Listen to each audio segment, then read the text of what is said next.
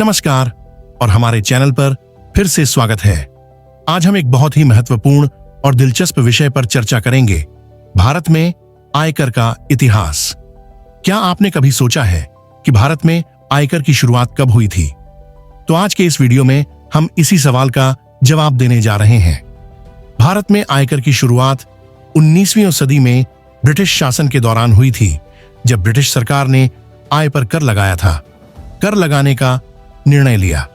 आयकर को पहली बार ब्रिटिश अर्थशास्त्री जेम्स विल्सन ने 1960 में भारतीय स्वतंत्रता संग्राम, जिसे भारतीय विद्रोह भी कहा जाता है, के खर्चों को पूरा करने के लिए पेश किया था। इस प्रकार भारत में आयकर की शुरुआत हुई और यह देश में कराधान के सबसे पुराने रूपों में से एक बन गया। आयकर के लागू होने से पहले राजस्व मुख्य रूप से सीमा शुल्क और जमीनी करों के माध्यम से एकत्र किया जाता था। हालांकि सरकारी खर्चों को पूरा करने के लिए अतिरिक्त राजस्व की आवश्यकता थी और इसलिए आयकर को एक साधन के रूप में पेश किया गया था। यह सरकार को जरूरी धन जुटाने का एक अहम तरीका बन गया है। समय के साथ भारत में आयकर कानूनों में कई बदलाव आए हैं ताकि वे बदलती हुई आर्थिक परिस्थितियों के अनुरूप हो सकें। आजकल भारतीय आयकर व्यवस्था का मुख्य कानून 1961 में पारित आयकर अधिनियम है। यह अधिनियम आयकर की गणना, कर दरों, छूट, कटौतियों और अन्य संबंधित मामलों के लिए मार्गदर्शन प्रदान करता है। भारत में आयकर व्यक्तियों, हिंदू अविभाज्य परिवार, कंपनियों और अन्य संस्थाओं पर उनके आय स्तर के आधार पर लगाया जाता है। आयकर की दरें आय के स्लैब और करदाता की निवास स्थिति पर निर्भर करती हैं। व्यक्तियों को दो श्रेणियों में बांटा जाता है, निवासी और गैर निवासी, जो इस पर निर्भर करता है कि करदाता ने वित्तीय वर्ष में भारत में कितने दिन बिताए हैं। आयकर 5 प्रमुख श्रेणियों के तहत लगाया जाता है: वेतन, हाउस प्रॉपर्टी, व्यापार या पूंजीगत लाभ और अन्य स्रोत। हर एक श्रेणी के लिए आयकर की गणना और नियमों का अपना तरीका होता है। करदाताओं को इन श्रेणियों को समझना बेहद महत्वपूर्ण है ताकि वे अपनी कर योग्य आय को सही तरीके से निर्धारित कर सकें और आयकर कानूनों का पालन कर सकें। आयकर दाता को हर साल अपनी आय, कटौतियों और टैक्स भुगतान की घोषणा करने के लिए इनकम टैक्स रिटर्न दाखिल करना होता है।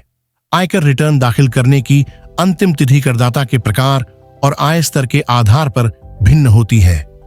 यदि समय पर आयकर रिटर्न दाखिल नहीं किया जाता है तो कर विभाग द्वारा जुर्माना और ब्याज लगाया जा सकता है। भारत में आयकर विभाग कर कानूनों को लागू करने, कर एकत्रित करने और कर ऑडिट करने का कार्य करता है। इसके अलावा करदाताओं को कर संबंधित मामलों में मार्गदर्शन और सहायता भी प्रदान करता है। केंद्रीय प्रत्यक्ष कर बोर्ड (CBDT) भारत में प्रत्यक्ष कर कानूनों का सर्वोच्च निकाय है, जो टैक्स प्रशासन को सुचारू रूप से चलाने के लिए नीतियां बनाता है।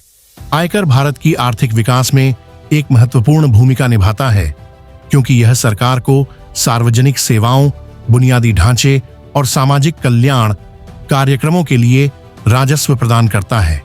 साथ ही यह कर प्रणाली में निष्पक्षता और समानता को बढ़ावा देता है, यह सुनिश्चित करते हुए कि हर कोई अपनी आय के स्तर के आधार पर टैक्स में योगदान दे। अंत में कहा जा सकता है कि भारत में आयकर का इतिहास 19वीं सदी से जुड़ा हुआ है और समय के साथ यह बदलते हुए अर्थव्यवस्था की जरूरतों को पूरा करने के लिए विकसित हुआ है। यह करदाताओं के लिए यह समझना महत्वपूर्ण है कि वे आयकर कानूनों का पालन करें ताकि जुर्माने से बच सकें और कर प्रशासन में आसानी से भाग ले सकें। वीडियो देखने के लिए धन्यवाद। अगर आपको यह वीडियो जानकारी पूर्ण लगा हो तो कृपया इसे लाइक करें और हमारे चैनल को सब्सक्राइब करें ताकि आपको आयकर और अन्य वित्तीय विषयों से संबंधित और वीडियो मिल सकें। अगले वीडियो तक बने रहें।